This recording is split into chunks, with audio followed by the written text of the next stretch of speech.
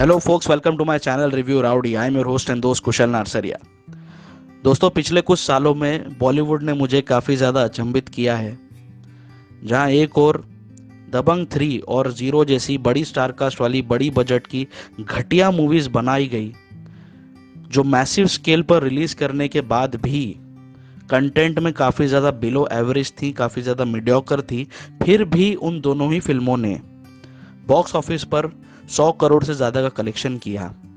वहीं दूसरी ओर छोटे बजट की कंटेंट ड्रिवन मूवीज भी बनाई गई, जैसे द ताशकंद फाइल्स और आर्टिकल 15, जिन्होंने भी अपनी लागत और अपनी उम्मीद से ज़्यादा बिजनेस किया बॉक्स ऑफिस पर।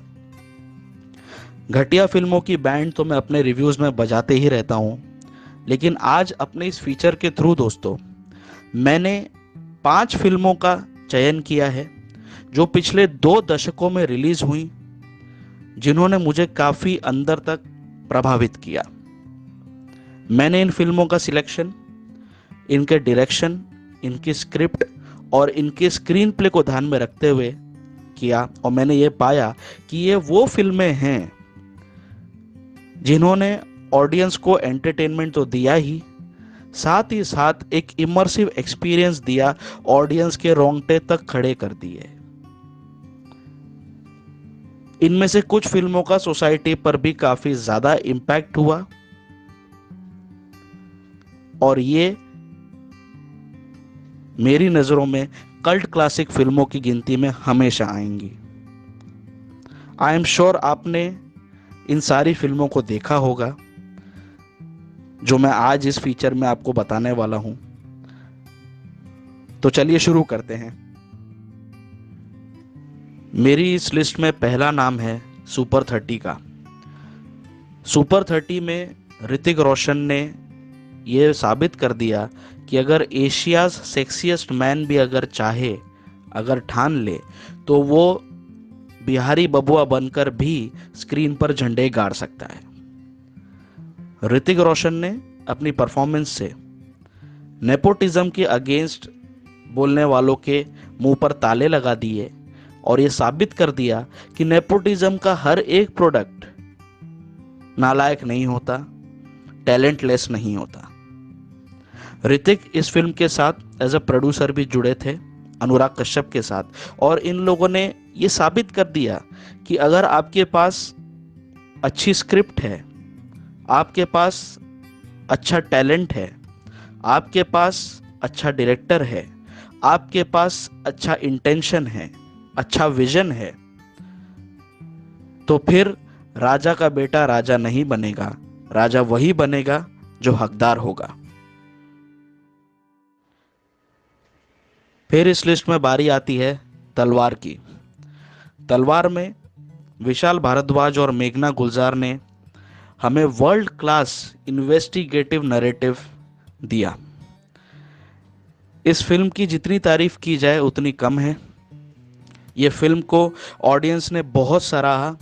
इनफैक्ट इसकी रिलीज के बाद एक आर्टिकल मैंने पढ़ा था जिसमें कुछ मल्टीप्लेक्सेस के ओनर्स ने इस फिल्म के अगेंस्ट ये कंप्लेन की थी कि ऑडियंसेस इंटरवल में बाहर आ ही नहीं रही है पॉपकॉर्न और समोसे लेने के लिए, because the people weren't willing to even miss a single scene of this movie. This movie was that immersive, was that engaging.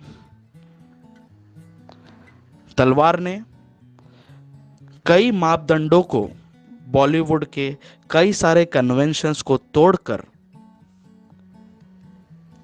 एक अलग ही लीग क्रिएट की, जहां पर मेकर्स को टू द पॉइंट नैरेटिव बनाने की, एक रियलिस्टिक फील के साथ मूवी बनाने के लिए प्रोत्साहित किया। और कई सारे जो इस केस से रिलेटेड, आरुषि तलवार केस से रिलेटेड जो लोगों के मन में जिज्ञासा थी, जो दुविधाएं थी, जो उलझन थी, काफी सटल वे में इस मूवी ने पूरी निष्पक्षता के साथ उन चीजों को एड्रेस किया, और ये मूवी हमेशा के लिए एक कल्ट क्लासिक की कैटेगरी में आ गई। My next selection in the list is Black. This movie not only touched my heart but my soul. And I can say it hands down that only the trio of Mr. Bachchan, Rani Mukherjee, and Sanjay Leela Bhansali sir could have pulled this masterpiece. In this entire world, I don't think so कि इस trio को छोड़कर इस movie के साथ कोई better way में justification कर पाता या इससे बेटर मूवी कोई हमें बना के दे सकता on the same subject. This movie has remained in my all-time favorite list since last almost 15 years of its release, and I am still finding a replacement of this one. मैं अभी भी ऐसी movie ढूंढ रहा हूं जो मुझे black से बेटर लगे और मैं उसे भी साथ में जगह दे सकूं, बट स्टिल मैं इनके मेकर्स की, इनके एक्टर्स की, रानी मुखर्जी की, बच्चन साहब की, इस फिल्म में बंसाली सर के विजन की, इस फिल्म में जितनी तारीफ करूं मेरे पास शब्द नहीं बचते. मैं स्पीचलेस हो जाता हूं. आज भी मैं जब ये मूवी देखता हूं, कई बार कई सीन्स में मेरी आंखें भर आती हैं, कई सीन्स में मेरे रोंगटे खड़े हो जाते हैं. The movie is that immersive, it's that engaging, a pure masterpiece in every respect. Next इस लिस्ट में भागते हुए आ रहे हैं मिल्खा सिंह. भाग मिल्खा भाग में आप फरहान अख्तर को निकाल दो, साइड में रख दो, तो मूवी का 90% तक इम्पैक्ट चला जाएगा.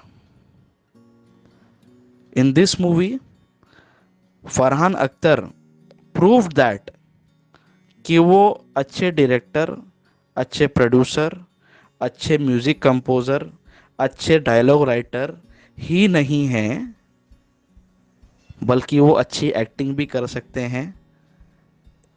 अपने आप को किसी भी रोल में वो पूरी तरह से ढाल भी सकते हैं. मुझे कभी कभी ये सोचकर डर लगता है कि ये प्रोजेक्ट पहले प्रपोज किया गया था अक्षय कुमार को, बट बिकॉज पूरा बॉडी का इसमें ट्रांसफॉर्मेशन ज़रूरी था, एंड हमारे अक्की साहब, हमारे खिलाड़ी कुमार मार्शल आर्ट्स में स्पेशलिस्ट तो हैं ही, लेकिन कभी उन्होंने ज़िंदगी में 6 पैक एब्स वगैरह नहीं बनाए, तो शायद इस उम्र में वापस बॉडी में ट्रांसफॉर्मेशन लाना थोड़ा रिस्की हो सकता था. That is the reason he backed out from the project. And voila, ये प्रोजेक्ट गया फरहान अख्तर के पास और फरहान अख्तर ने अपना ब्लड, अपना स्वेट, अपना सब कुछ इस फिल्म को दे दिया. मैं तो क्या, मिल्खा सिंह सर भी जब उन्होंने प्रीमियर देखा इस फिल्म का, उन्होंने खुद ये कमेंट किया कि मुझे अपनी जवानी दिख गई स्क्रीन पर. Farhan immersed himself so much into the character कि उनकी एक्टिंग की, उनकी परफॉर्मेंस की, इस फिल्म के स्क्रीन प्ले की, इसके डायरेक्शन की जितनी तारीफ की जाए उतनी कम है. पूरी मूवी आप बैठकर देखते हैं, कहीं पर भी कोई भी चीज़ फोर्स नहीं लगेगी, कोई भी चीज़ मेडअप नहीं लगेगी. The narrative is very truthful, is very realistic in is execution. ये फिल्म आज भी कई लोगों के लिए इंस्पिरेशन का मटेरियल है. ये फिल्म देखकर आपको अपने जीवन की कई सारी मुश्किलें, कई सारी आपदाएं काफी ज्यादा छोटी लगेंगी. The movie is that engaging, is that immersive. It's a masterpiece in every respect, and that is the reason it has a very strong foothold in my all-time favorite movies list. Next in the list is a very special and exclusive entry, रक्त चरित्र. अभी इससे पहले जो मैंने 4 फिल्में mention की वो सोसाइटी के हर एक इंसान के लिए थी, हर एक स्ट्रेटा का आदमी, हर एक एज ग्रुप का आदमी उसे देख सकता है, अपने आप को उससे एंटरटेन कर सकता है, काफ़ी कुछ उन फिल्मों से वो सीख कर अपने जीवन में उतार सकता है। लेकिन ये सारी बातें दोस्तों मैं इस फिल्म के लिए कह नहीं सकता, इस फिल्म के लिए रेकमेंड नहीं कर सकता। बट मैं ये फैक्ट को इग्नोर भी नहीं कर सकता कि मेरे जो जजिंग पैरामीटर्स हैं with regards to the direction, with regards to the screenplay and with regards to the script, इन तीनों ही पैरामीटर्स पर ये मूवी उन बाकी की 4 मूवी से कहीं पर भी कमतर नहीं है। हमें ये बात को समझना होगा कि हर एक फिल्म की एक तासीर होती है, हर एक मूवी की एक टारगेट ऑडियंस होती है, हर एक मूवी को एक बनाने का एक जॉनर होता है, उसका एक लहजा होता है। हर एक फिल्म बरजातिया साहब की फिल्मों जैसी नहीं होती कि हर एक आदमी उसे देख सके, एंजॉय कर सके, अपने परिवार के साथ बैठ के उससे काफ़ी सारी अपने जीवन के सार वो निकाल सके। लेकिन इसका मतलब ये भी नहीं है कि हम किसी रियल स्टोरी को उसके ट्रू फॉर्म में दिखाना बंद कर दें। रक्त चरित्र में लोगों ने ऑब्जेक्ट किया कि इसमें हद से ज़्यादा वायलेंस है, हद से ज़्यादा क्राइम दिखाया गया है, बट आप इसकी स्टोरी पढ़ेंगे, ये स्टोरी बेस्ड है साउथ के एक बहुत ही मशहूर मिनिस्टर पर। परितला रवि नाम है उनका। उनकी लाइफ में जो कुछ भी घटित हुआ वो इतना ही विभत्स था, इतना ही भयानक था। और मैं विवेक ओबरॉय और राम गोपाल वर्मा जी की दाद देना चाहूँगा कि उन्होंने कहानी को बिना लिपापुती किए, बिना कोई पक्ष रखे, पूरी निष्पक्षता के साथ, पूरी ईमानदारी के साथ एक नैरेटिव हमारे सामने रखा रक्त चरित्र में। यह फिल्म मेरी ऑल टाइम फेवरेट लिस्ट में हमेशा टॉप में रहेगी, बिकॉज मैं खुद कई बार अगर इसे देख के बैठने की कोशिश करता हूं तो मैं खुद इसके स्क्रीन प्ले में, इसके डायरेक्शन में खामियां नहीं निकाल पाता हूं। The movie is perfect to the T. जो मेकर्स कहना चाहते थे उन्होंने बहुत ही सटल वे में इस फिल्म में प्रेजेंट किया। राम गोपाल वर्मा और विवेक ओबरॉय पर ना जाने कितने सारे मीम्स बढ़ते हैं, कितने लोग उनकी फिरकी लेते हैं, कितने लोग उनका मजाक उड़ाते हैं, बट जो भी मेरा ये वीडियो देख रहा है, जो मुझे सुन रहा है, क्या वो मुझे बता सकते हैं, क्या वो मुझे कोई सजेशन दे सकते हैं किसी ऐसे डायरेक्टर का, किसी ऐसे एक्टर का जो रक्त चरित्र मुझे विवेक ओबरॉय और राम गोपाल वर्मा से बेटर बना के दिखा सके। Same concept, same story. मेहनत मत करो ढूंढने की, कोई नहीं मिलेगा। I like this movie, not only me. इस फिल्म की एक अलग फैन फॉलोइंग है, एक अलग फैन बेस है, और जो लोग फिल्म मेकिंग समझते हैं वो मेरी बात से एकदम ज़्यादा टैली करेंगे कि इसके स्क्रीन प्ले और इसका डायरेक्शन, इसका बैकग्राउंड स्कोर, इसकी परफॉर्मेंसेस इसके सबसे बड़े एसेट्स थे, जिन्होंने ऑडियंस को एंटरटेन भी किया और ऑडियंस के रोंगटे तक खड़े कर दिए कई सीन्स में। This movie is a pure masterpiece and it forms a very strong footprint, a very strong position in this list of mine.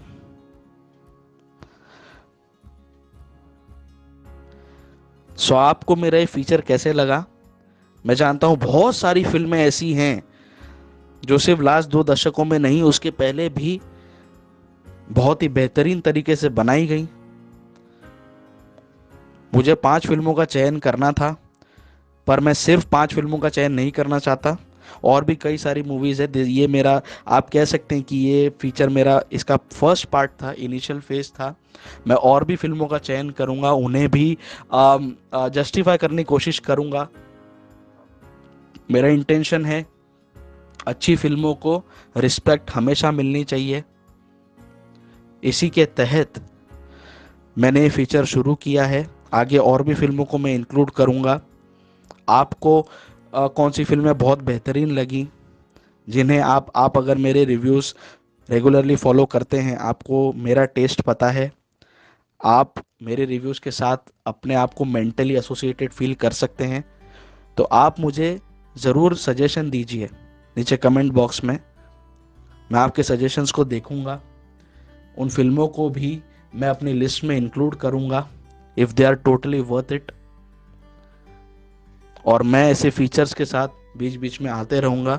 मेरा इंटेंशन है अच्छी फिल्में ज़्यादा से ज़्यादा लोगों तक पहुंचनी चाहिए, उनको बार बार रिमाइंड करना चाहिए, उनके मेकर्स को रिस्पेक्ट देनी चाहिए, उनकी मेहनत की कदर करनी चाहिए।